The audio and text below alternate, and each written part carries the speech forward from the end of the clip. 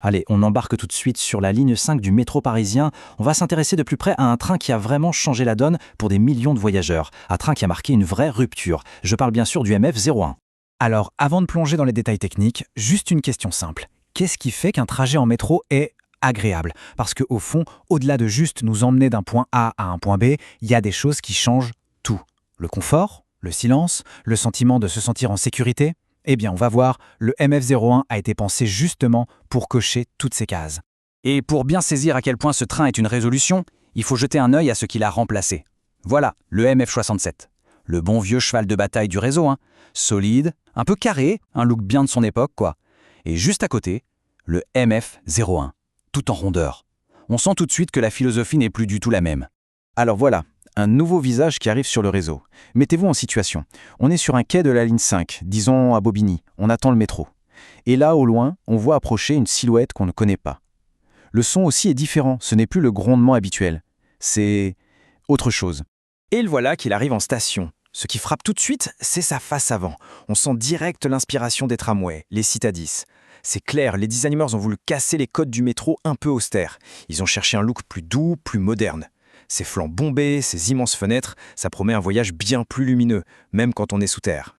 Bienvenue à bord, c'est là qu'on fait un vrai pas vers la modernité. Les portes s'ouvrent, et c'est l'heure de voir ce que ça donne à l'intérieur. C'est plus qu'un simple train, c'est vraiment une nouvelle vision du voyage. Alors, premier truc qu'on remarque, ou plutôt qu'on ne remarque presque pas, et c'est ça qui est génial, le plancher. Il est plus bas de 30 mm. 30 mm, ça a l'air de rien dit comme ça, mais pour l'accessibilité, ça change absolument tout. Fini la grosse marche à franchir. Pour une poussette ou un fauteuil roulant, c'est le jour et la nuit.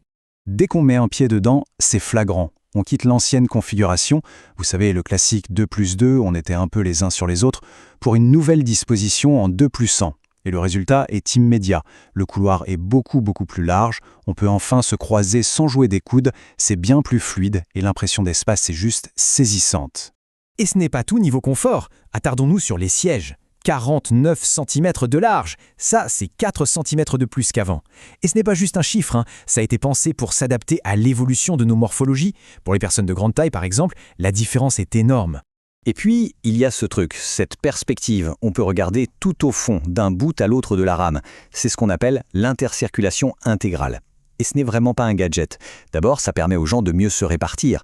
Mais surtout, ça change complètement le sentiment de sécurité. On n'est plus isolé dans son wagon. Et bien sûr, aux heures de pointe, ça permet de grappiller pas mal de place.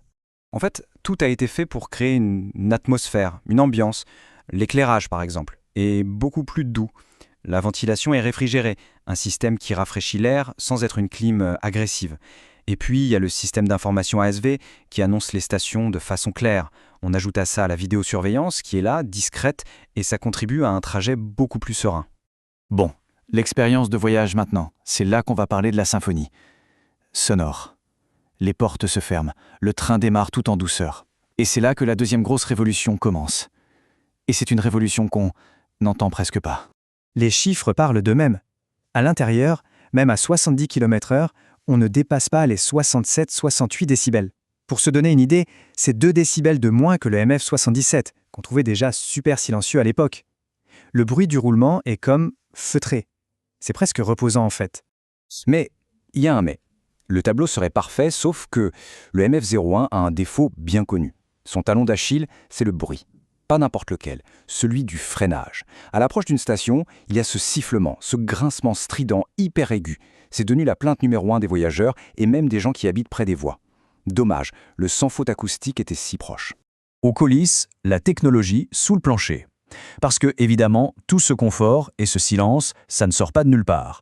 Alors on va soulever le capot, en quelque sorte, et regarder ce qui fait tourner la machine et propulser ces 5 voitures, dont 3 motrices. Alors, qui a construit ce train ? Eh bien, c'est une grande première. Pour respecter les règles européennes de la concurrence, la commande n'a pas été donnée à une seule entreprise. Le gâteau a été partagé. En gros, Alstom a fait les cabines et les moteurs, Bombardier les bogies porteurs, Ansaldo s'est occupé du pilotage et Technicatom de toute l'informatique à bord. Un vrai travail d'équipe en quelque sorte.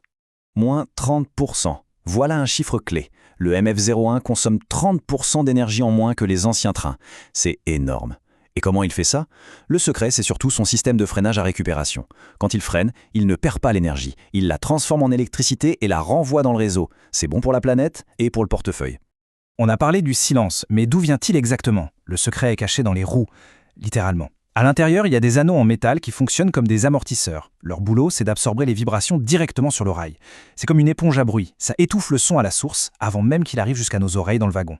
Le confort, ce n'est pas que pour les passagers. Celui de la personne aux commandes est tout aussi important. Et ça a été bien compris. La cabine a été pensée avec les conducteurs, on peut conduire assis ou debout, les commandes marchent pour les droitiers comme pour les gauchers. Bref, un conducteur bien installé, c'est plus de sécurité pour tout le monde. Et l'avenir alors? Le futur sur les rails? Parce que le MF-01, ce n'est pas la fin de l'histoire, c'est juste une étape. Son parcours continue et son héritage se fait déjà sentir sur tout le réseau. Évidemment, la vie d'un train n'est pas toujours un long fleuve tranquille. Il y a eu des leçons à tirer. Au début, il a fallu ajuster le pilotage automatique. Et puis, plus tard, en décembre 2016, il y a eu l'incident du déraillement de la rame 025. Ça a été un vrai rappel à l'ordre sur l'importance de la maintenance. Chaque pépin a servi de leçon et a permis de renforcer les contrôles pour rendre le matériel encore plus sûr. Et préparez-vous à un changement de look. Bientôt, le MF-01 va se refaire une beauté. Fini le gris et vert de la RATP, place au bleu de la nouvelle livrée d'Île-de-France Mobilité. D'ici 2025, tous les trains du parc auront cette nouvelle robe. Ça va permettre d'unifier l'apparence de tous les transports de la région. Ah, un petit détail pour les puristes, on entend souvent MF2000. En fait, c'est son nom commercial. Son vrai petit nom, son nom de code technique, c'est MF01. C'est pour rester dans la tradition des noms de matériel comme MF67, MF77. Voilà, la petite info pour les passionnés. Alors au final, le voyage parfait, est-ce que c'est possible? Est-ce que le MF-01 est le métro parfait? Bon, il faut le dire, c'est un sou de géant en termes de confort, de silence, d'écologie, mais ce fameux grincement au freinage, il est là pour nous rappeler que la perfection, ça n'existe peut-être pas.